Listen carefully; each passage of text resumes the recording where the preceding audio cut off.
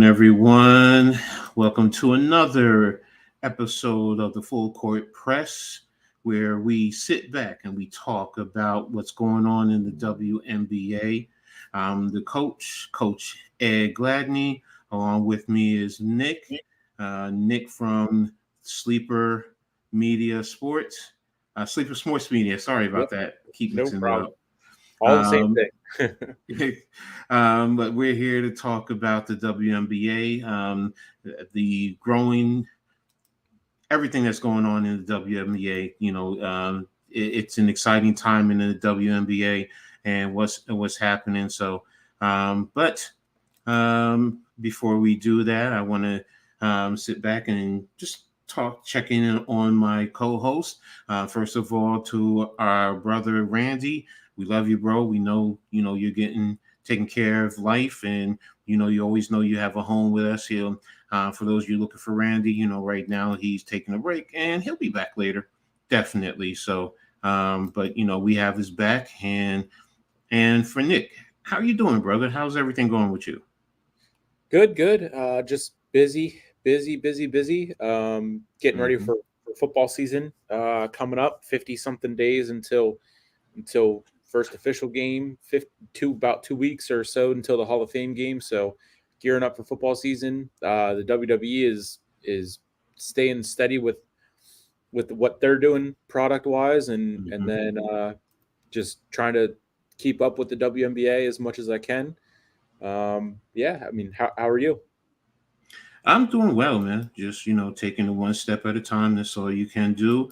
But yeah, staying in tune with what's going on in the W, along with other things. In life itself, getting ready for football, more so college football for me. But yeah, staying in tune to the NBA. But definitely, like I said, paying attention to everything that's going on. So, thanks for asking, man. I really appreciate that. So. But let's dive right into it in terms of the WNBA and what's going on. And we're going to start off with the big trade that just recently happened. That's the Connecticut Sun and the Chicago Sky. They just completed a big trade yesterday. And that trade is Chicago sends Marina Mabry to the Connecticut Sun. And in return, Connecticut sends Rachel Banham, Mariah Jefferson, a 2025 first-round draft pick, and the rights to swap the 2026 first-round draft pick. It's a big deal. It definitely will help Chicago in the long run. Mabry is an offensive option.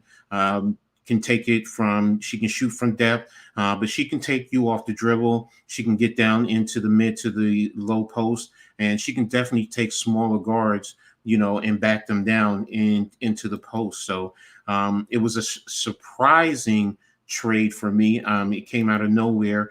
And, I do believe Chicago, some of it has to do with what's going on with their competition with New York, because right now, I think they're 0-7 against the Liberty over the past 2 years.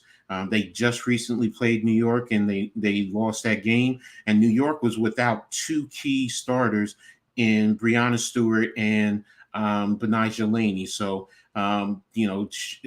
Connecticut probably feels they have to do something, have to help stretch the floor, give DeWanna Bonner a little assistance, but also help out Alyssa Thomas and Brianna Jones, who's just coming back this year and playing herself into shape. So I think it really helps them out big time, and it changes the complexity of their team, and it makes them that much more of a formidable team. So, what's your thoughts in reference to this trade, Nick? When you heard about it, what was your feeling? Yeah, so whenever you sent the outline, I saw that it just said, the trade, it there wasn't any like details to it. And I haven't been, my algorithm on Twitter has gone from having a mix of WNBA in there to just wrestling. And as we start to get closer to football, more Steelers his stuff is filtering in.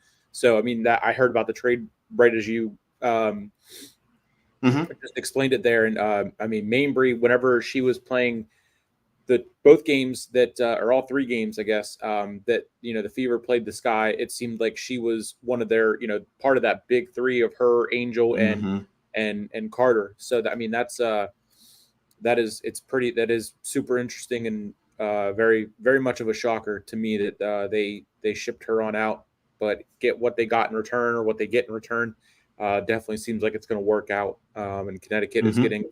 definitely getting one of the better players in the W.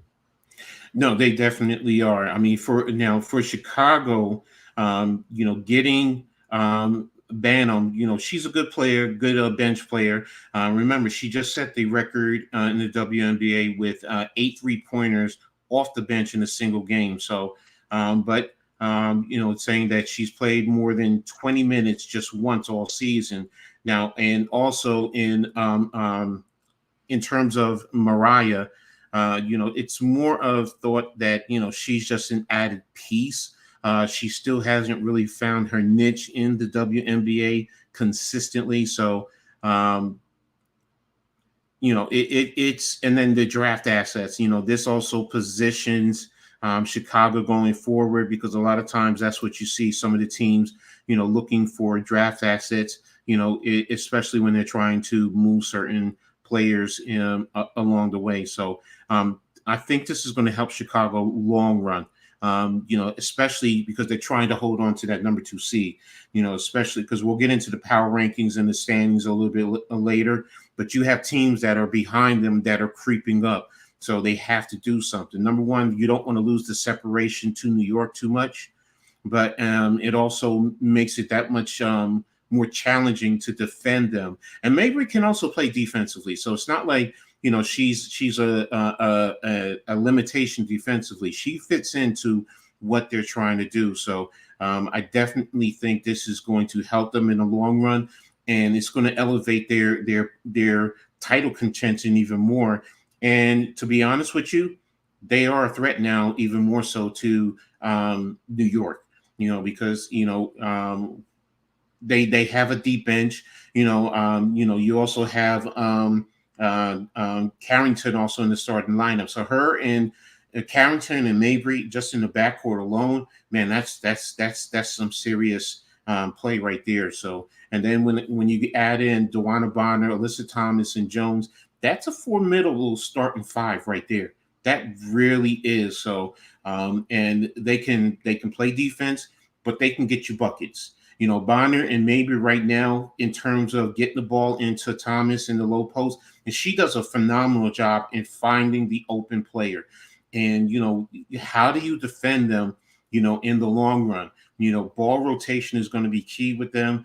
And, if you have Mabry, say, on the backside where you have Bonner and Thomas and Carrington on the strong side, with the deep rotate, with a good rotation, good screen by Jones, that's going to open up Bonner.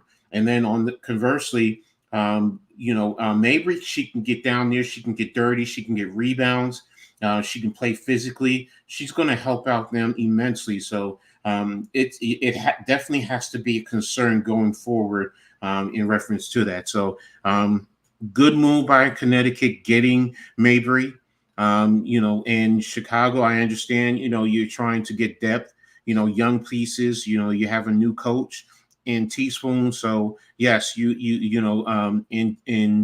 when you look at Angel Reese and Camila Cardoza, these are young players. I mean, Kennedy Carter is starting to develop, and when you look at Chicago in the long run, because at first I was like, well, why would they trade a key player like that? But when you see what they're trying to do, get these young players, a first rounder next year, and then a first round swap depending on the 2026.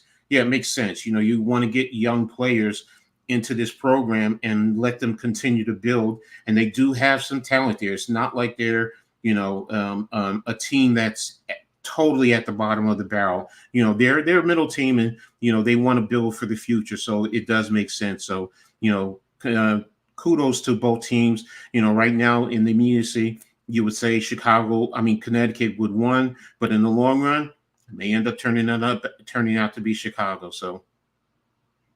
Yeah, absolutely. I mean, I think it was more so like the shock of like they are shipping out one of their, one of their big three. But then the more you look at it, it's going to work out for both teams right now. Probably works out for Connecticut, and then down the line in the future, definitely going to work out in favor for Chicago. So I mean, it just one of those deals that works out, but is a shocker whenever you first read about it, see about it, and hear about it. Exactly. So that's what we're going to do. We're going to close that out. But before we move on to the next segment, to everyone watching, first of all, we thank you guys for being here, supporting us, tuning in. Everyone, make sure you hit the like button on the Hardcore Sports Network, on Sleep Sports Media, and also on Coach Ed Gladney's Amazing World of Sports. We really appreciate you guys in helping support us. Make sure if you're new to any of these channels, you go ahead and subscribe and hit the notification button. This way you're going to always know when new content is coming out by any of us. And also share on all your social media platforms. Social media is always changing every day. It always seems like something new. So we all got to work together, help share and get this out there. So now we're going to move on to the next segment, and we're going to talk about the rumor that has been stated, and it's the media deal, the potential $2.2 billion media deal that the league is getting, and it's going to be over over the next 11 years. Now, this is also through the New York Times and The Athletic, if you want to read up a little bit more about it. But with the NBA, and the NBA was, my understanding is they were a contributor in helping negotiate this deal for the WNBA, so that's big. I mean, it's an average of about $200 million per year. So that's going to be big. I mean, this deal, it was reached an agreement with Disney, NBC, and Amazon. So I'm sorry, that's the NBA's as well as the NBA. You also had NBC, ESPN inclusive in there. That's what I was looking for. ESPN, NBC, and Amazon will have their own WNBA packages in terms of this. So it's a big deal. It's a big deal in terms of providing the coverage for the WNBA. They see what's happening right now with the women's game. Everyone is tapping into what's happening. I mean, look what's happening with, you have your moneymakers now. Everyone's tuning in to watch, Caitlin Clark, Angel Reese, Camila Cardoso, Cameron Brink before she got hurt, and of course the other women, Asia Wilson, Brianna Stewart. We can go down, Sabrina Ionescu, Jewel Lloyd. We can go down to all the primetime players that are in the WNBA. And this is well deserving. It is needed. That money is, that's going to help grow this sport. That's going to, number one, which is one thing that I've always harped on, is the players getting more money. The top players in the WNBA are getting $270,000. But when you look at the NBA, you got players tops getting $50-60 million. So, this is a big deal. Now, yes, it's not $76 billion, but $2.2 billion speaks volumes. That's increasing, the value of the league, the teams. You have expansion coming over the next few years. So, this is a great deal. This is good for the league. It's not great. It's good. I want to see more, but it's good to the respect that these women are getting. So, but when you heard about the deal, Nick, what was your thoughts?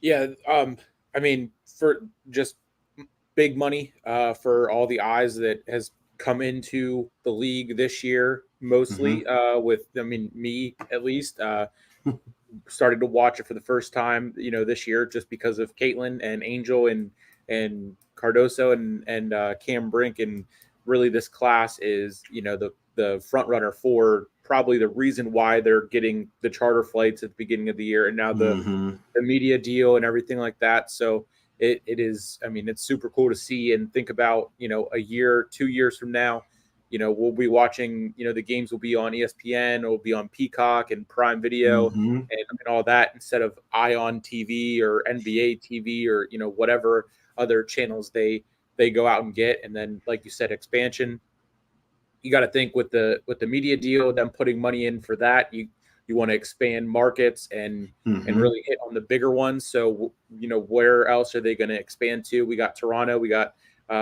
San Francisco. I mean, we're Mm-hmm. Golden State. You know, thinking maybe they bring a team to the East Coast. Philly, Mm-hmm. Mm-hmm. Boston, something like that. You got to think Mm-hmm. these bigger markets and everything like that. So I mean, all around it was awesome to see. I mean, that's a great point, in terms of the markets. I mean, because I can remember when it was, in Charlotte, when they were in Houston, these were markets, San Antonio. Now they're smaller markets, but there was a point in time where, the WNBA was starting to grow. Utah had a franchise. So, yes, it's important to get the help grow this game. And this rookie class is a big key factor. So, we definitely want to see them continue to watch their careers, watch them grow, and watch them help this game, and you know what, bring a great level of excitement to the WNBA, and then also let's be honest, to a lot of young girls, who are growing up, this is what they're going to watch, and this is also going to get them to go out there to get into sports. Maybe they don't make it to the W, but you know what? Maybe they can make it to college and get a college scholarship and walk away with a degree. These things are important, in the long run. And we as fans, sometimes we don't think about it. And I get it, but those are big factors, and it's important. And seeing a TV deal like this, is important, because after the next 11 years, there's going to be another one. If the game continues to grow, hopefully they have contingency plans that, if the economics keep growing, you can come back and readjust accordingly in reference to that. So, kudos to, the WNBA, the NBA, and the TV networks on capitalizing on this opportunity. So, definitely excited to see that and looking for more as we go. So, but now let me tap into the chat real quick. I have a couple of people tapping in. Cameron, thanks for tapping in. Hey, Coach Ed, Nick, and to Izzy, money, money, money. Yeah, exactly. Money, money, money. I mean, let's be real. We all want money some way, somehow. So, I mean, but to the ladies, yes, it is well deserved. So, so we're going to move on to the next segment. And going to talk a little bit, because I've looked at the power rankings, and I've actually looked at several different ones. So we're going to dive into this, and I'm actually going to, normally I start from the bottom up, but I'm going to start at the top, and I'm going to talk about this. Now, I'm going to be talking about the WNBA's power ranking, ESPN's power ranking, and CBSSports.com's power rankings. Saw that on Twitter, and I wanted to tap into that. Now, all three consensus have the same TA mid, number one, and it's the New York Liberty. I mean, the Liberty are right now 21-4. I mean, they're on a 10-game home winning streak, and it just, they continue to play phenomenally. They also, at times, have been playing without key players. Bernice Laney has been out for an extended period of time. They just got Naira Sabally back a couple of games ago, and her restrictions is being lifted, especially with her going off to the Olympics. You just had them play Connecticut, and Breanna Stewart didn't play, and they just seem to be clicking. Their bench players are starting to step up. So for me, being that they're number one, yes, I'm a Liberty fan, but you know what? Looking at their play, and you beat the number two team, and you beat them 3 straight times this year. That speaks volumes, and that's why they're definitely, the number one team in the WNBA for me. I mean, Nick, what's your thoughts? Yeah.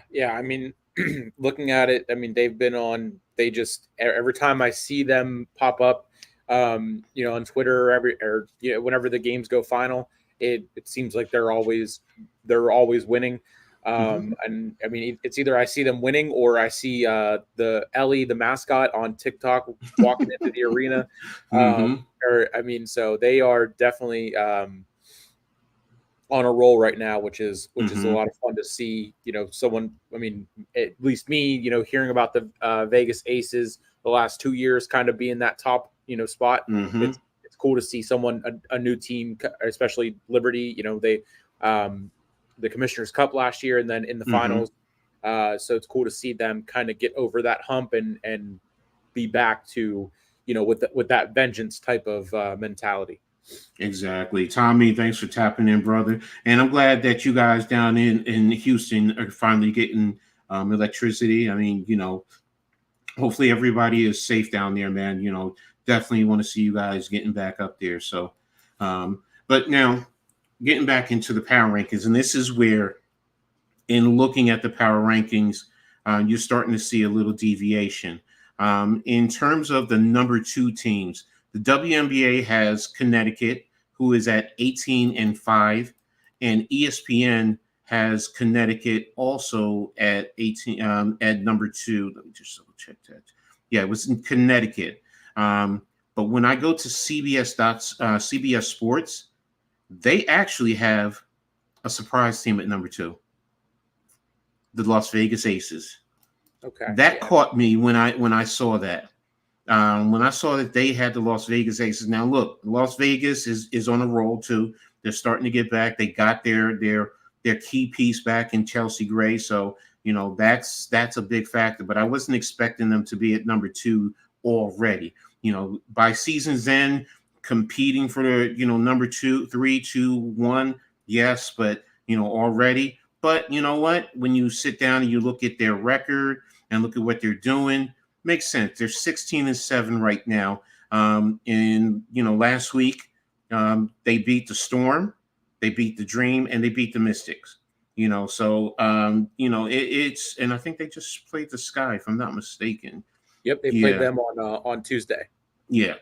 Their offensive rating is 107.4, which is number two during this time. Defensive rating is at 99.9, which is 5. Their net rating is 7.4, which is number 5. And their efficient field goal percentage is at 52.2, which is number 2. So you see why, they're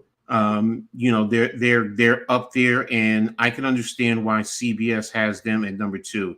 I mean, but what's your thoughts, Nick, in terms of the Aces being at number 2 in the CBS Sports, but in WNBA and the ESPN rankings, they're at Connecticut is at number 2. What's your thoughts? Yeah, I mean, this is another one of those situations where it's like I could see either team being at 2, being at 3, and you can kind of flip flop them. Given that Connecticut is on a roll, Mm-hmm. Vegas has found their ground again after losing however many they lost in a row, and we're on shaky ground for a little bit. I don't have an issue with it with either Connecticut at 2 or Vegas at 2, and then the other flip flop at the other two teams at 3. Seems like the top 3 are pretty much the top 3. You could even go to top 4 being the main top 4 and just flip flop and switch out the teams from week to week and shake everything up Mm-hmm. as the season goes. But it's pretty cool, smart to look at CBS and their power rankings, since for the most part I think for the first couple episodes we've only really looked at either ESPN Mm-hmm. or the Mm-hmm. WNBA and how they do their power rankings. So it does shake up whenever CBS, if they post theirs on Sunday and Mm-hmm. ESPN posts theirs on Monday, and then it's the games after that aren't there, so everything is, all the lists and everything like that are going to be different, but for the most part either team could be in either 2 or 3, and I don't have an issue with it. No problem. What's up, Chad? What's up, Coach Ed? Clap, clap, smack, smack, jelly cakes. And Nick. Yeah, you're right, Nick. Clap, clap, smack, smack, baby. You know how I do. You know how I do. So, but yeah, getting back to the power rankings, yeah. And guess what? CBS has Connecticut number 3, while the ESPN and the WNBA has the Aces at number 3. So, you know what? I'm with you. It doesn't matter with those teams. Who's at 3 or who's at 2. They're pretty much solidified in reference to that. So I agree with you. In that regard. So now when we get to the number 4 position, this is a little bit tricky. Okay, the WNBA has Minnesota at number 4. CBS has Minnesota at number 4. And ESPN has the Seattle Storms at number 4. So that was like, okay, I can see that. So, and you know what? I do understand either one of those at 4. They're pretty much, been playing consistent ball all year round. Let me see. Minnesota is at 16-8, and Seattle is also at 16-8. So, whichever one, you want to go with, whoever's probably highest at that point in time does make sense in reference to that. So, what's your thoughts, Nick? Yeah, this is another 2 teams that can flip flop, and I see on the WNBA, the Storm, their previous rank was 4, so they're flip flopping from week to week. I mean, the Storm, they just had, I think, a stretch of 9 or 10 home games, so going 7-2 over that, you got to think that would help them stay in either 3 or 4 in the spots for the power rankings. And it's just it's the same thing as Connecticut and Las Vegas. You can flip flop them at 2 and 3. You can kind of flip flop Minnesota and Seattle at 4 and 5. It's been the consistency for the last couple of weeks that we've been doing this. So no issue there. It's just CBS can say this, ESPN can say that. WNBA can do this. It's just all going to fluctuate and change throughout, but it's pretty much both teams are where they're supposed to be at. Exactly. So, but hey, kudos to these teams. They're continue to perform, and they're getting positions right where they need to be. Now, going on to number 5 in the CBS, Seattle Storm is at number 5. WNBA, Seattle Storm is at number 5. The ESPN, we have a shocker here. You ready for this? Number 5, they have the Indiana Fever. Okay. Which, that was a shocker to me. That's a major shocker. Yeah. So Indiana's 11-14. So, they just beat Dallas. No, they're 12-14 with the win at Dallas. No, wait a minute. No, they lost. No, they lost. They lost last night. Yeah, they lost. They lost last night. 11-15. So now again, maybe this changes because this publication for the rankings, this came out on the 15th, which was so it's a couple of days ago. So but again, that was for me was a surprise.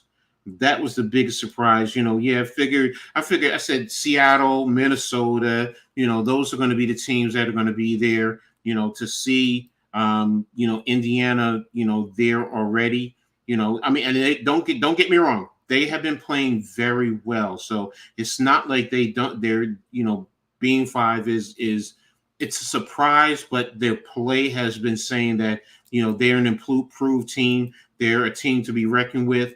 If you're watching, Aaliyah Boston is now getting into a flow. Caitlin Clark has developed a level of continuity.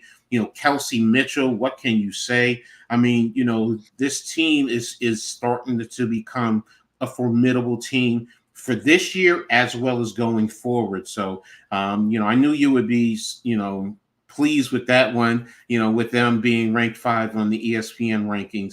So, but okay, go ahead. The floor is yours, bro. What's your thoughts with that? Yeah. I mean, I was looking at it the other day whenever I did like my my show and just briefly talked about what the last couple of games and everything like that. Talked about Caitlin and getting 19 assists in one game, and just how they are finally figuring it out and getting that chemistry up, especially with the big 3, Mitchell, Caitlin, and Aaliyah. And I was looking at it. I'm like, they go into the break at 12-14. That's a lot better than going in at 11-15. And both are still better than what we thought. Whenever they were 0-7 or 1-6 or whatever it was at the start of the year. So it's like they've turned it around, and I'm happy with where they're at.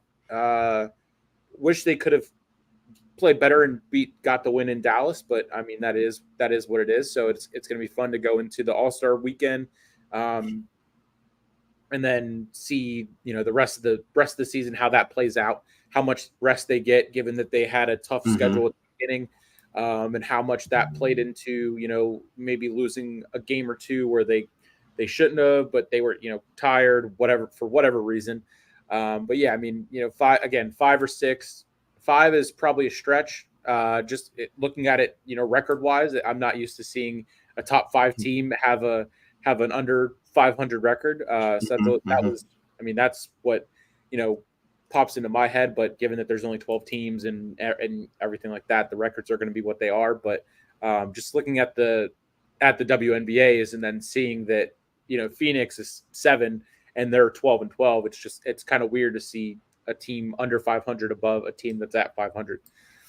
No, I agree with you. I mean, that's why I said it was surprising, but I do get it. I understand, they're starting to play well. So, part of that is you're saying, hey, the ascension in reference to these two teams, they're definitely starting to move up. So, hey, and you're going to see a large amount of fans and run to ESPN, so that also pushes the narrative. So you're going to get more fans who are going to tune in to watch them. So, and it's going to go into the next team, who they will have at number 6, which we're going to get into now. In the WNBA and in the CBS, they have Indiana at number 6, and ESPN actually has Minnesota, who is at 16-8 at number 6, which was surprising. But, the first thing is they're playing without Nafisa Collier, and that's a big piece of their team right there. I wouldn't put them at number 6. I would have left them. I could understand if you put them at 5, only out of respect for what they've done to start the season. But again, I understand they're 2-3 right now without her. And I think they beat Atlanta last night, so they're actually 3-3 without her. So, but again, you can tell this team is different without her being out there on the court. So, it's like I said, it's surprising seeing them the Fever at 5 and them at 6. But I also can understand their logic. I may not agree with it fully, but I do understand why they're saying it. What's up, Philly, man?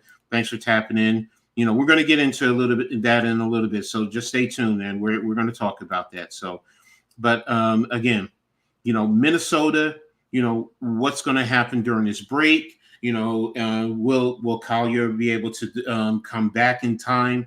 Will she get the rest? And will they be able to grow? Diamond Miller's starting to get back into play. She was coming back from an injury, so they have a lot to work out to fix. But if they do, then I'll be honest with you. I think that they're going to really fight hard to get back into contention for a WNBA championship. That's the biggest thing for them. So. But we're going to move on right now to the number 7. And you touched on it a little bit in terms of the WNBA and ESPN, as well as the CBS. They all have the Phoenix Mercury at 12-12 at number 7. And the way they've been playing, which is 500 ball, I get it. I really do get it. And it does make sense, and it's hard. I could also understand if you said, with the talent, with some of the top 3 that they have, if you want to throw in Sophie Cunningham as a top 4, because she is a very good WNBA player. When you talk about Brittany Griner, when you talk about Diana Taurasi, when you talk about Ed, she's from Rutgers. How are you going to forget her like that? Why am I forgetting her? Sophia Kalia Copper. Sorry. When you talk about those 4 players, you're expecting a little bit more from them. 1200 ball is not what you would expect from Phoenix. So I do understand why they're positioned at number 7, and it does make sense. So but hopefully they can reposition themselves after the break. We'll see what happens. Tarasi, I want to see what's happening. Is she going to be down for any extended period of time?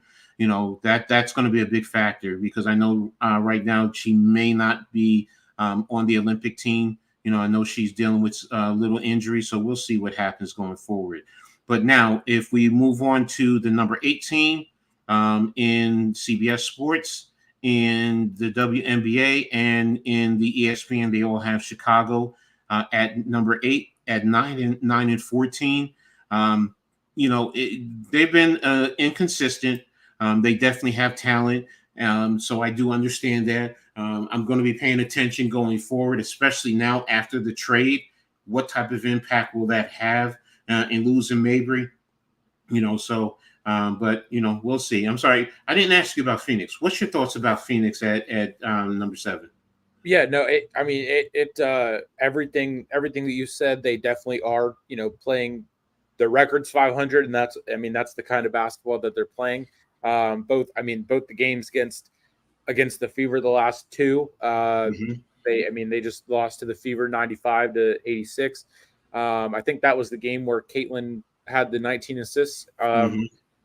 So yeah, you hit the nail on the head. So I don't really have much else to say or add on to what you said. The talent they have, you would think that they should be playing. Their record should be better than what it is for the talent that they have in their their top 4, top 3. So yeah, it is them at 7 is part of that shock factor of the Fever being above them. And again, you could take a different angle on it and say like the Fever are 6 because of the head-to-head record. You can always say that plays a part, or it could be just a multiple other different reasons. But everything that you said was right there. 100% agree. So. Okay. Next, in terms of the number, I just had them. Chicago at number 8. What's your thoughts about that? Yeah, this is it feels like I think like 3 weeks ago we were talking about like Chicago at 8 and Indiana at 9, and then the next week they flip flopped and it was at 9, and then Indiana was at 8, and then Chicago was at 9. So it's another one of those where they're flip flopping or they're staying the same. On the WNBA, at least it says their previous ranking was 8. So they beat the Dream and then lost to New York twice. So them staying there after losing twice, in a week, that seems about right where they should be. They're 9-14, so their record is looks a little more lopsided just because they're not at the double digit wins yet. But them at 8, I think it is right around where they should be at. Okay, no, I agree with. I definitely agree with that. So, and next up, in terms of, okay, sorry, I lost the screen for a second, guys. I do apologize about that. Let me get this back up. Okay, and in terms of the number 9 team in terms of the ranking, the WNBA has the Atlanta Dream. ESPN has the Washington Mystics, and CBS has the Los Angeles Sparks. So there's a big differential there in reference to those teams. Just to give the records, Washington is 6-18. The Sparks are at 6-17, and Atlanta is 7-16. So that's surprising in reference to that, the differential. Now, you can probably say you could flip flop with all of them, and I agree. Atlanta is the one that really surprised me the most, because to be honest with you, they've been a disappointment, in their play, and I wouldn't have thought of them at number 9. I definitely have them a lot lower, but That's pretty much how they have them right now. And that's the WNBA. And like I said, ESPN, where they have the Washington Mystics.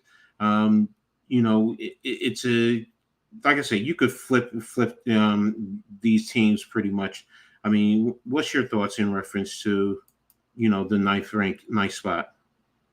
Yeah, I mean, it like you said that you could probably flip flop these three teams, even the bottom four team. I mean, well, Dallas is probably holding down the 12 spot really well, given that they're about to right there at nearly 20 losses already on the season. I mean, all four of these the bottom teams are, but I mean, Dallas I think is holding that 12 spot right where they should be. I mean, the WNBA has them previous ranked at 10.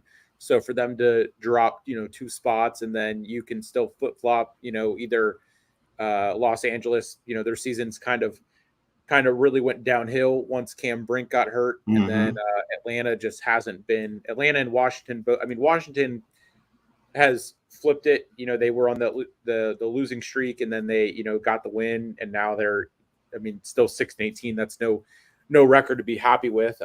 None of the bottom four of the teams should be happy with that record. So really any one of these teams can 9 through 12 you can kind of really 9 through 11 you can switch in and out week to week and really be right where they should be. And this one with since you talked about that, because I'm just going to group them all together. The WNBA has Atlanta at 9, Washington at 10, Los Angeles at 11, and Dallas at 12. The ESPN actually has Washington at 9, Los Angeles at 10, Dallas at 11, and Atlanta at 12. And ESPN actually has Los Angeles at 9, Washington at 10, Dallas at 11, and Atlanta at 12. So, it's a give or take, with all these teams, who, you think, should be there. To be honest with you, you can make an argument for all four of them.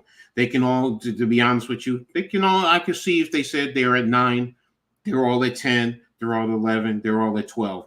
They're pretty much there all together. So grouping them, like you said it best, grouping them together, they're all pretty much, they haven't been playing inspiring basketball. Los Angeles losing Cameron Brink. Dallas, to be honest with you, you're seeing how important Satu Sabally is. Washington also, Elena Delle Donne, one of the elites in the league. Atlanta, with Ryan Howard, I mean, dealing with injuries, coming back, trying to play back, key players on these teams are have been missing or are missing, and it impacts the play. So let me catch up on the chat. Chad said he has Caitlin winning. Eric Walls, thanks for tapping in. G Nation Lou, thanks for being here, bro. Peace and blessings to you, brother. Subscribe and stop ninja watching. Yeah, there you go. Make sure you guys hit the like button, subscribe, and hit the notification on all the channels and share on all social media platforms. Really appreciate you guys in doing that. So that's pretty much going to be it with the rankings. We're going to go ahead now and move on to Players of the Week and the MVP race. So right now, the WNBA just released this week the Player of the Week. Last week, it was Aja Wilson and Angel Reese. This week, Aja Wilson again. Can't argue with that. And Sabrina Ionescu is now the Player of the Week for what she's done with for the Liberty. And to be honest with you, last week and this week, I agree with both of them. Angel Reese last week, she had been playing very well. Yes, she lost her double record against my Liberty, but she picked it back up, recently. So again, she's doing what she needed to do. Sabrina, look, she stepped in when, like I said, Stewie was out. Breanna Stewart has been out. Her game has been greatly improved. Whether she's attacking the paint, playing with a certain level of physicality, temperament, as well as shooting from deep. So To me, I understand and I don't have an issue with that. And like I said, there's nothing that about Aja Wilson that I don't think everyone who's watching the WNBA can all agree. Right now, she every week, if she continues to play like this, there's nobody out west who's going to be playing better than her, hands down. And the only ones will probably come from her team if it was, Kelsey Plum or if it was Chelsea Gray, players like that, maybe they could sneak in, but maybe Eureka, but Dallas hasn't been playing very well. You know what? Let me not say anyone. Jewel Lloyd can have those moments. Even NECA and Skylar Diggins Smith with Seattle. So maybe they can sneak a game in, but for the most part, Aja has just been that dominant. Whether it's inside, whether it's outside, whether it's on the defensive end, whether it's rebounding, assisting, she just has it all together. And she's that elite of a player. So for me, the conference player of the week, those are who I think it is. What's your thoughts, Nick? Yeah, once again, you hit every nail on the head. I mean, it just Aja Wilson is just the consistent for the league, the constant for the league. Once again, probably odds-on favorite for the MVP in the regular season, and then probably once again if they can get to the finals, for the finals as well. But yeah, I mean, Angel Reese with what she did with the double doubles was incredible, and then it kind of sparked up Caitlin to kind of go on and do the same thing. She has a little bit of a streak as well, and then sprinkle in the triple double to add on to that, and then once again, Angel was going to go out and show out that there's more than one great rookie in this class, that the eyes should be on more than one person. She goes out and does gets the streaks of double doubles going, and conference player of the week, and then Caitlin is right there still at the same top level that she has been all season. So yeah, I mean, I don't have any issue with last week's or this week's. Exactly. So, and in terms of WMVP race, real simple. Aja Wilson's to lose, hands down. I'm not even going to talk anyone else. Is Aja Wilson by, if you want to say tenfold, man. She's just, like I said, I broke it down earlier. She's at that level, man. So, we don't even need to go any further in reference to that. So, we're going to move on right now to the next segment, and we're going to talk about Caitlin Clark breaking the assist record. We're also going to talk about the rookie class, what impact they have right now. We'll talk a little bit about Caitlin and Angel on the All-Star team playing together for the first time, and their importance right now to this draft class and to the league. So, recently, like you touched on a little bit earlier, Caitlin Clark broke the WNBA assist record. And think about this, ladies and gentlemen. Angel Reese, Caitlin Clark are both breaking records that have been in the WNBA since 1990, which is a league that's been in existence since 1997. Many Hall of Famers are inclusive in this. There are top level players who have played, and a lot of them are even saying these women are amazing with what they're doing. Now they're coming in as rookies breaking records, man. That's something that first and foremost has to be respected. But, for Clark to get the 19 assists, man, that's amazing. I mean, that speaks to, her starting to see the court a lot better than when she first started. She still has to work on her turnovers, but she's seeing the court very well. She's developing a level of continuity with her and Aaliyah Boston, and as well as the rest of her teammates. I don't want to just leave any of her other teammates, out in the cold. She is playing at a high level. Nick, you watch them on a consistent basis every week. Go ahead and speak to the record and what she's doing with that team out there. Yeah, I mean, it's showing that the chemistry is building with this very, very young team. The turnovers, like you said about, there's a lot of people that are like, okay, well, the turnover, she's also broke the league record for turnovers within the first however many games. And for the majority of them, I would say they're probably more so on her teammates and not making the plays. Christy Wallace specifically, other players that struggled and then were in and out of the starting lineups, in and out of playing in general. But I mean, her and Aaliyah Boston are finding that chemistry that you would really want to see the last year's Rookie of the Year and hopefully this year's Rookie of the Year have build up and spark that as they try to make a run. I mean, the assist record is you can say, I mean, to me, I mean, yeah, I'm a Caitlin Clark fan and a Fever fan, so it's like I see her doing these double doubles and having more assists than rebounds, and then you see Angel Reese who just is getting the rebounds and everything like that, and people are going to say, well, she's getting her own rebounds because she can't finish whenever she's inside and put get them to fall.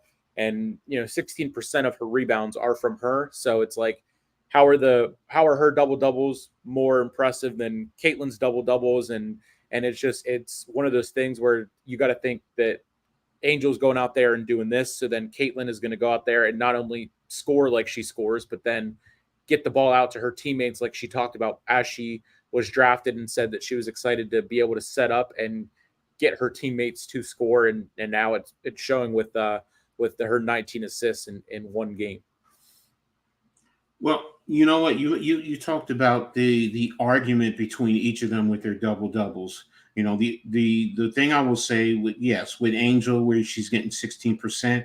Also, you have to factor, and they're both facing formidable competition, but Angel is at 6'2", so she's going up against 6'4", 6'5", 6'6", 6'7" players. So that also has a factor. But when she fights for her rebounds, that's the tenacity. Now, Caitlin has the tenacity, but she's more consistent with her outside shooting, and it's a different game for her, as well as her creativity. Angel doesn't have that per se. So I mean, in terms of creating off the dribble, so she just has to fight. Her skill set is totally different. So and then you talk about the double doubles. Then you also have to factor in Angel had a consistent streak, which she broke Candace Parker. So they both should be respected. Yes, you want to try and compare them to say because they're coming in together, and I get that. But the thing that I just want people to stop doing is disrespecting the other just because you're a fan of the other. Look, you know what? You may not like one over the other. Okay, fine, but respect their games. It's like for me, I saw Larry Bird and Magic Johnson came in, and they both were amazing. Yes, some people were fans of Larry Bird, but they weren't discrediting Magic Johnson. And others were fans of Magic Johnson, like me. I was not discrediting Larry Bird. I respected his game.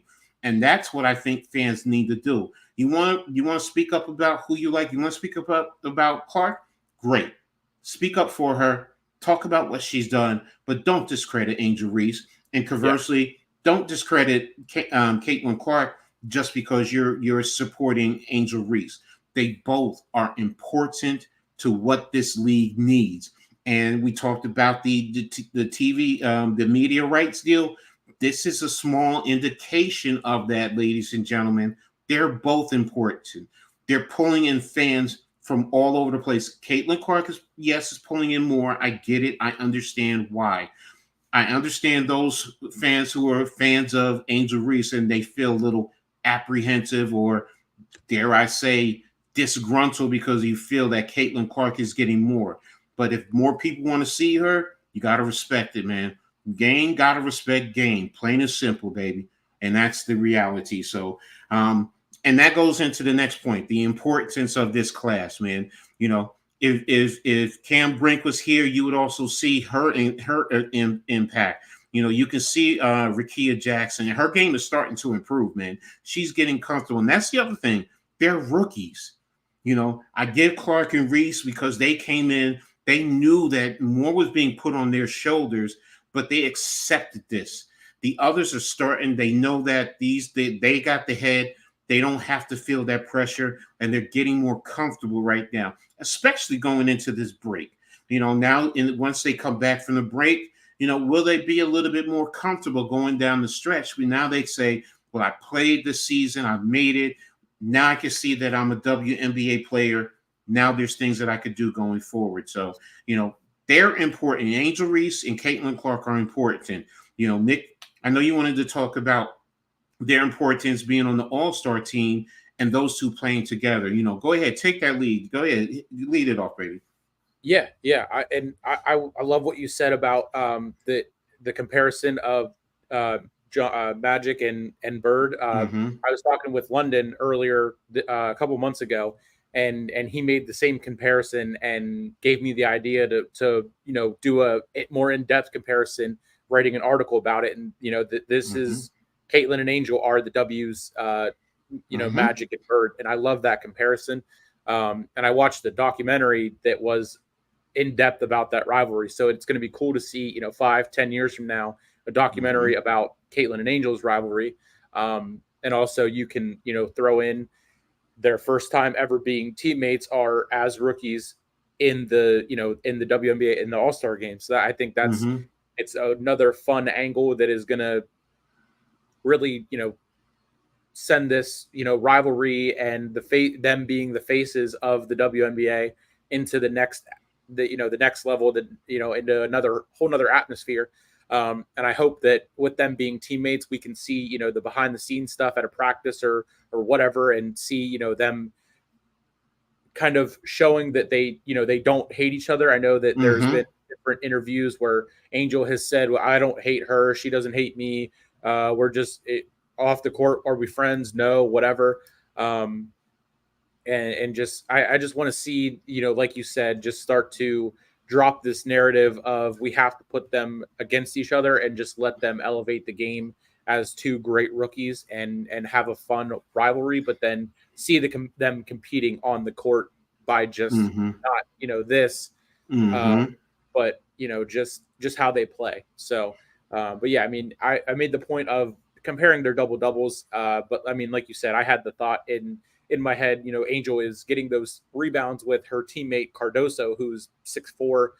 So it's pretty freaking impressive that she's going out there and not only, everyone else that is on the other team, but, Cardoso is one of her teammates that she's out rebounding. So that's pretty damn impressive.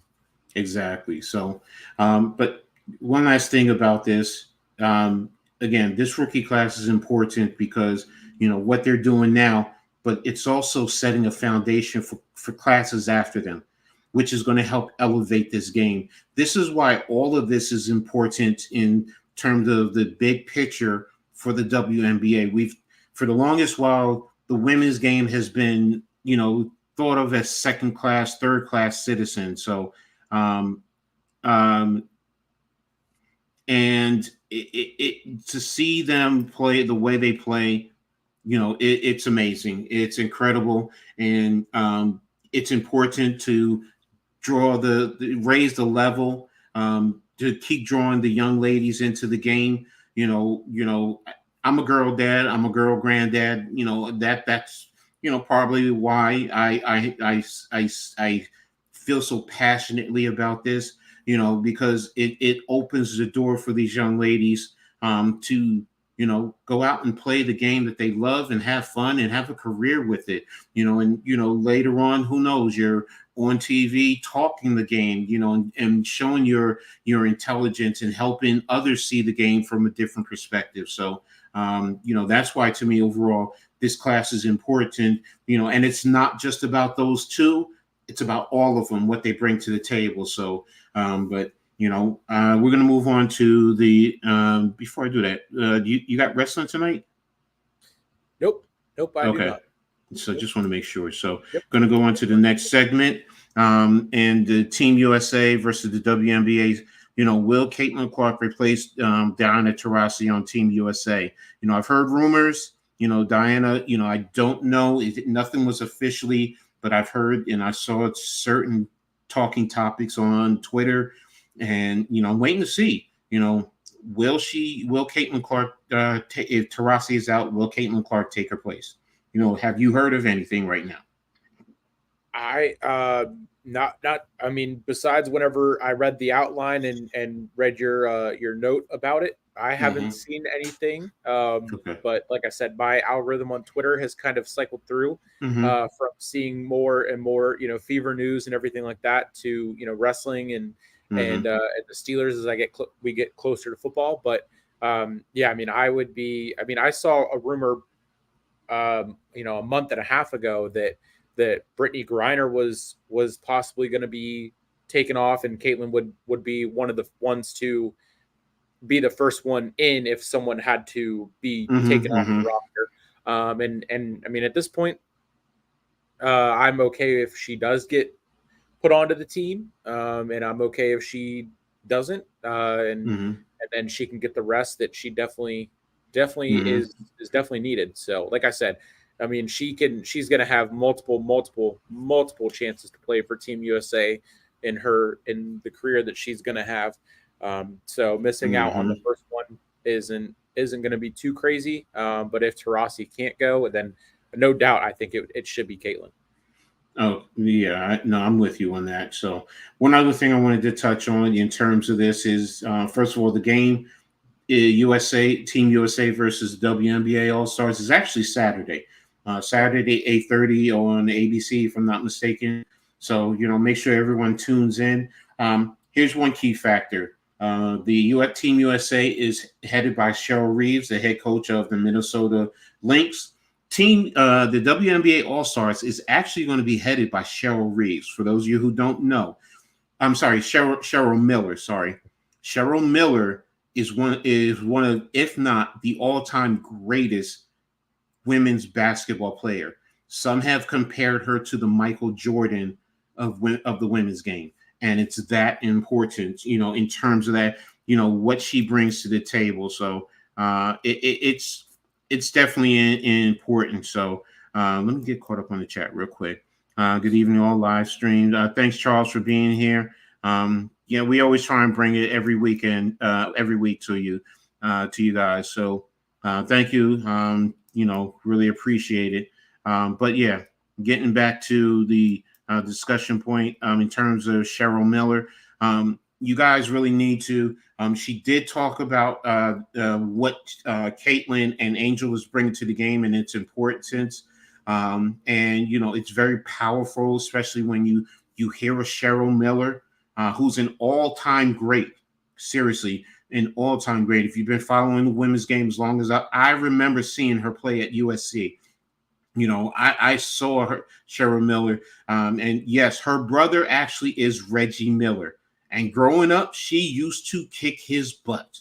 She used to kick his butt in the family basketball game. So this is why I say she is a beast on the basketball court, and it's great that she's going to be a part of this.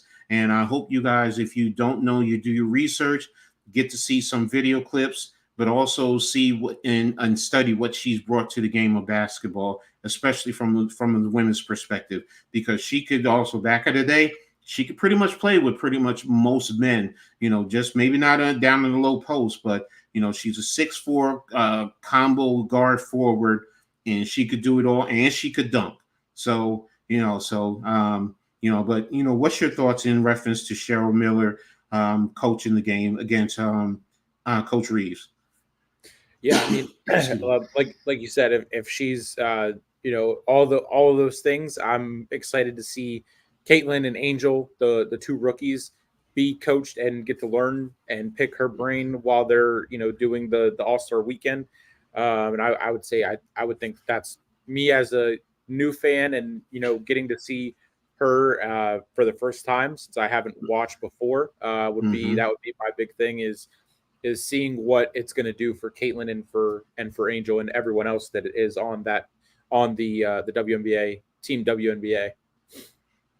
Exactly. So right now we're going to move on to the next segment. It's the upcoming games. Kind of touched on it. You have the NBA All Stars versus Team USA. It's kind of sending us off into the break. You have, normally in the season you would have the All Star break, would be a few days. The All Star weekend. You have Friday night. I forgot. You have the I think a celebrity game or some type of special game, as well as the 3-point contest. No, Caitlin Clark and Sabrina Ionescu will not be in the 3-point shooting. So it's sad, but I also understand. It's a lot on them. Yeah. Which I get. So, and for Caitlin as a rookie, like you were talking about getting a break. I get it. Sabrina, she did it last year. She really doesn't have anything to benefit. Okay, she can go out and right now she could take a step away, and I don't think anyone would hate her for not competing, because after what she did last year, I don't think anybody is even going to come close, men or women, to what she did. So, and then again, the upcoming goes into the break, which leads into the Olympic break. But what's your thoughts about Friday, Saturday with the All-Star weekend coming up? Yeah, when I saw the post that I had sent in our group chat that Sabrina, both Caitlin and Sabrina, they didn't accept the offers to do the 3-point contest. I was kind of bummed out just to see, because Mm-hmm. I know Sabrina won it last year and was outstanding, and Mm-hmm. Caitlin don't even need to say anything about what she can do from three, and what she could have done, what they both could have done head to head. Just to see that, but the back and forth, and I'm sure there's going to be years and years of us getting to see that if and when Caitlin wants to do the 3-point contest. I'm sure she will have many chances to do that. Mm-hmm. And then I believe are they doing do they do a celebrity game, or is it just the skills contest? Because It might be the skills. That's what I think I might I have mixed saw up. I did see the skills contest. There was the roster of who's going to be in that was announced. I don't know if I sent that into the group chat or not, but uh, I saw that briefly on Twitter. But yeah, I mean, I always love whenever I watch the NBA, and I watched like 2012 to like 14 when Mm-hmm. LeBron was on his crazy run with the Heat, and then back with the Cavs and everything. The celebrity All Star game, I always loved seeing that. And then the All Star weekend in general, because it was always over my birthday, so I got to have my birthday and then watch the All Star weekend and everything like that. And then they got away from both. I mean, really, the NHL and the NBA got away from just the regular conference versus conference, and just the All Star game, and then that's it. And now they're really branching out to really stretch out the weekend, so which is still fun, but I'm excited for it to see the Olympics and Team USA against Team WNBA, Caitlin and Angel, and everything else that we touched on before. And let me see. Friday, you have the key skills challenge. Okay, so it's the skills challenge, and then the 3-point shooting. So, and then it's the All-Star game on Saturday. So Friday is the skills challenge and the 3-point challenge. I apologize for confusing a celebrity game. So I'm so used to a celebrity game, but so. But yeah, that's what's happening there in terms of the upcoming games. And then again, like I said, it leads to the Olympics, which is the big break. So we're going to be rooting on. And again, you're going to also have several WNBA players, not just on Team USA. I know for My Liberty, Nair Sabali and what's her name, Phoebus, Leona Phoebus are going to be playing for Team Germany. So I'm not going to lie to you. If Team USA, which they're going to win, I want to see Team USA and Germany in the finals. But, if God forbid somehow, some way USA doesn't make it, that's who I'm rooting for. Also, Germany to, get to bring it home. So, but again, you're going to see players. Australia, I think, is going to have some players if they're competing. I believe they are competing. Whatchamacallit, the head coach of the Liberty is from Australia. So, there's plenty of Australian players throughout the league, so it's going to be an interesting time. And this is also a great break, where teams can, take a step back, but also you can get some practice time, a lot of practice time, which, towards the end of the season, that's going to allow teams to maybe fine tune some things, work on some strengths, improve some weaknesses, and also take a look at other teams throughout the league who you're going to be playing closing out the season. So it's going to be an important time, especially as we get ready towards the playoff run. So, but what do you expect, during this break from the teams, and when the teams return? What is it that you hope to see, from these teams? Yeah, just them getting the rest and the practice that if they didn't get in to start off the season because of the way the schedule worked out, specifically the Fever, and Caitlin and these rookies that were part of the teams, their college teams runs in March Mm-hmm. Madness, and kind of just went from college March Madness right into the draft and then the preseason, and then started off hot. um, I mean, just the Fever, talking specifically about them building more chemistry by actually practicing during the break, since they really didn't get to practice all that much in the first, 11 or 12 games, whatever their crazy stretch was. So, of course, Caitlin, definitely, I can see her, like you said, taking a step back and just resting up, and then once we get closer to whenever they come back, that's whenever they start to get back into it and hit the ground running for the second half.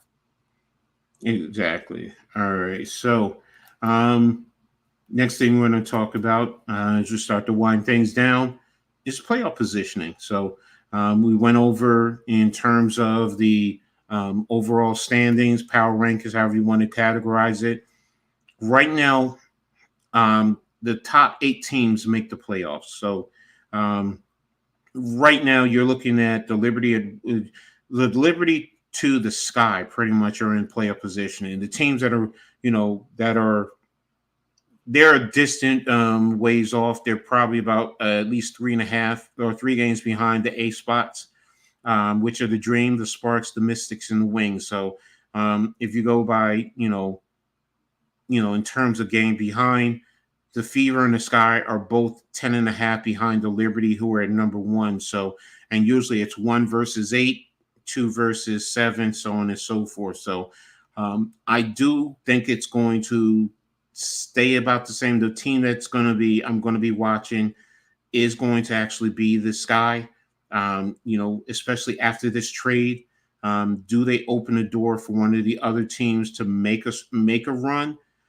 Because let's see, they're Dallas, which is Dallas is pretty much 4.5 behind both Indiana and the Sky for the last playoff spot. So it's not like those teams in the bottom half can't make it, But the biggest question mark is going to be the Sky. Like I said, you have that big trade, losing Marina Mabrey.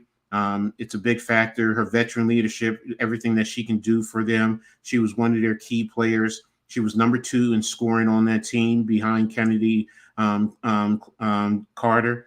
So it's a big loss. So what does it do to this team going forward? And does it invigorate and allow one of the other team to say, hey, we definitely have a shot now? But on the same token, I think the most games coming back is 16.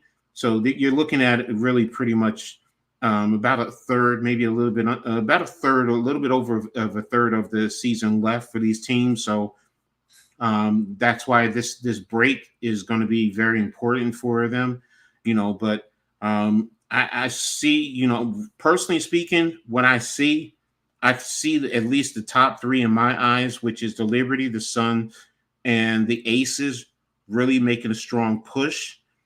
The Seattle Storm are going to be right there, probably like right underneath them. And then you're going to be seeing the Lynx, the Mercury, the Fever, the Sky, all battling. The Lynx, depending on what happens with Collier, that's going to be the biggest factor for them. But, I see the top heavy teams really making a push to separate themselves. And the Storm are like right there.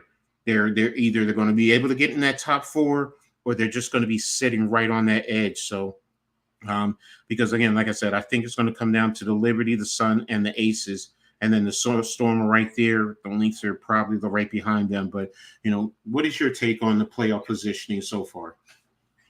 Yeah.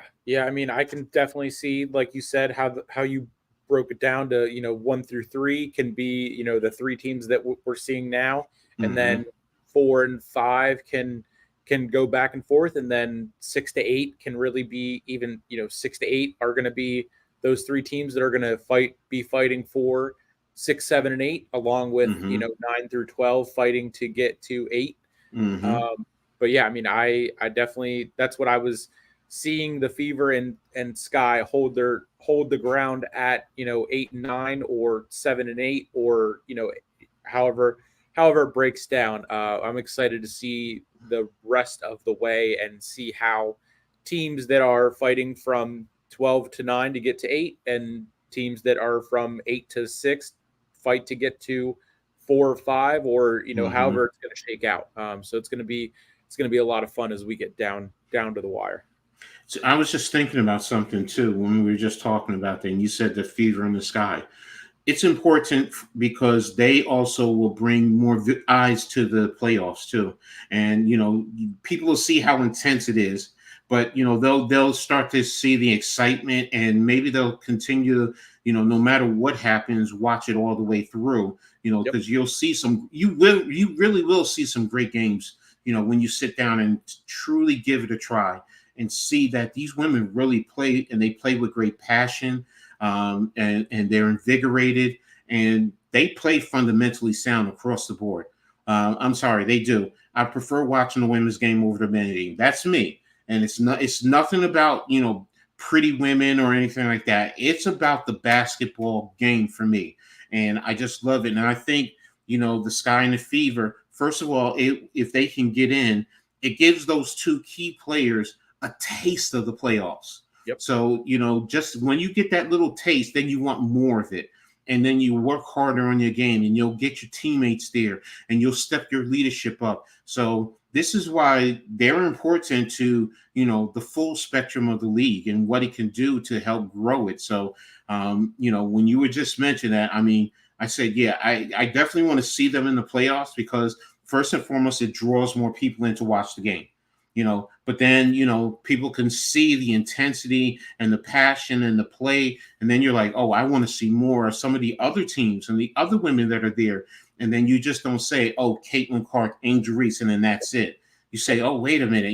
You'll sit down and watch an Aja Wilson, a Kelsey Plum, a Sabrina Ionescu, a Skylar Diggins Smith, a Jewel Lloyd. I mean, we can go down the list of Nafisi Collier, there. And then with the Sun, Dewana Bonner, Alyssa Thomas, Brianna Jones. I mean, you sit down and you see it, and you're like, oh, wow, this is really great. So, but what's your thought on those two getting into the playoffs? Do you agree? Do you think that, or it would be better for them not to make the playoffs and just work on their craft going forward?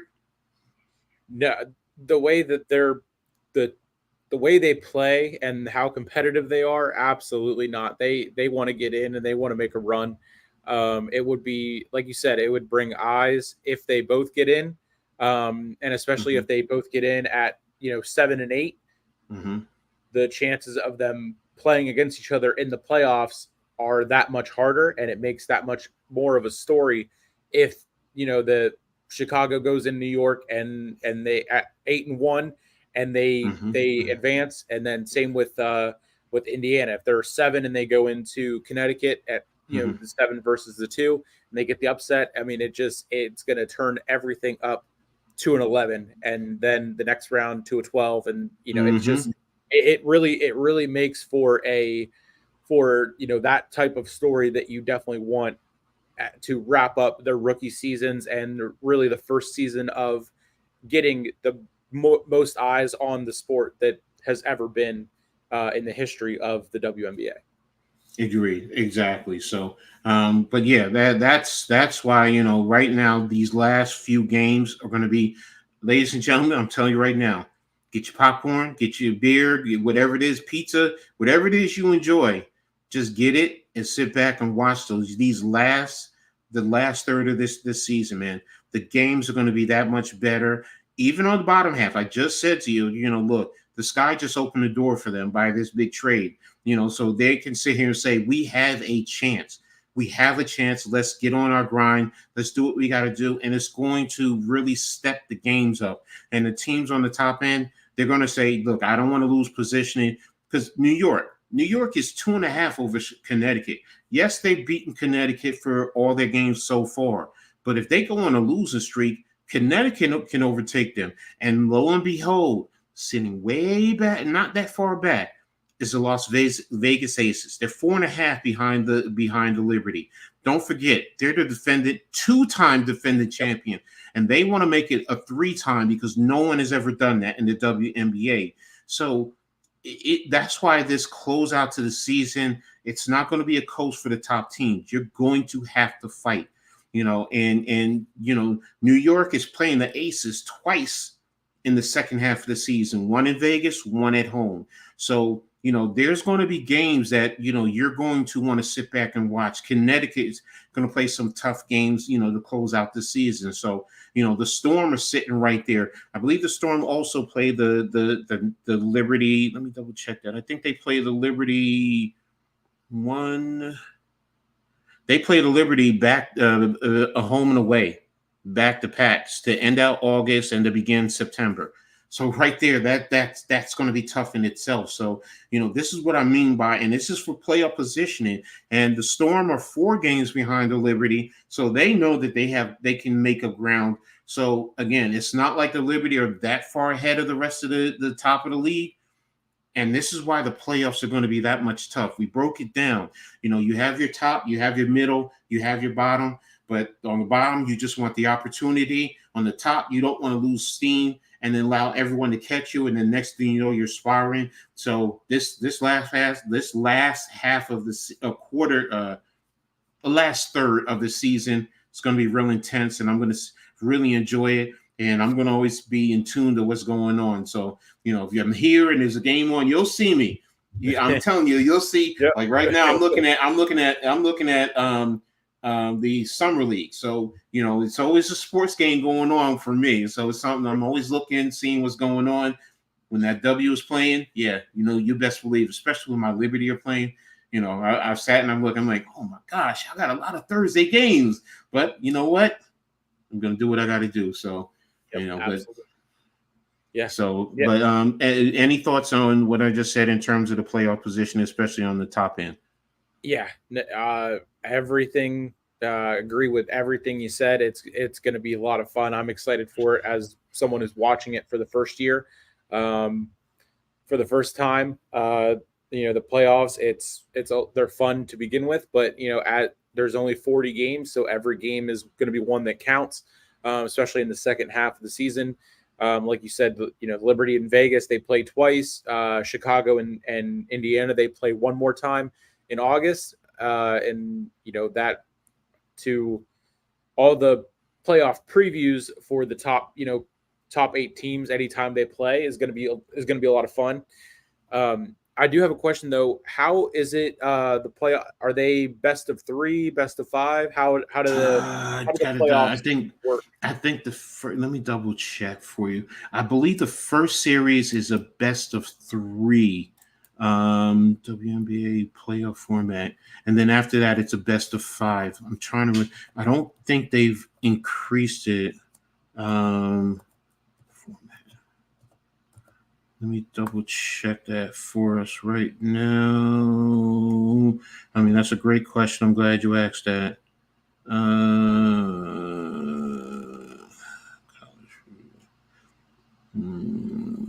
23.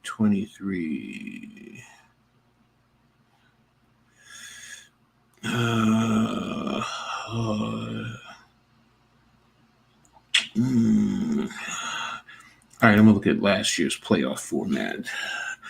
All right, last year, okay, yeah. Last year it was a best of 3, then a best of 5, and the semifinals and the finals. So, their first round is a best of 3. So, 2-0 get you moved forward in reference to that. And like I said, I haven't seen any news changing anything for this year. I don't see any news. How many teams right there? So I know it's 8. Yeah, I think that's what the way it still is. So let's see what's going on. What's up, Daniel Berry? Thanks for being here.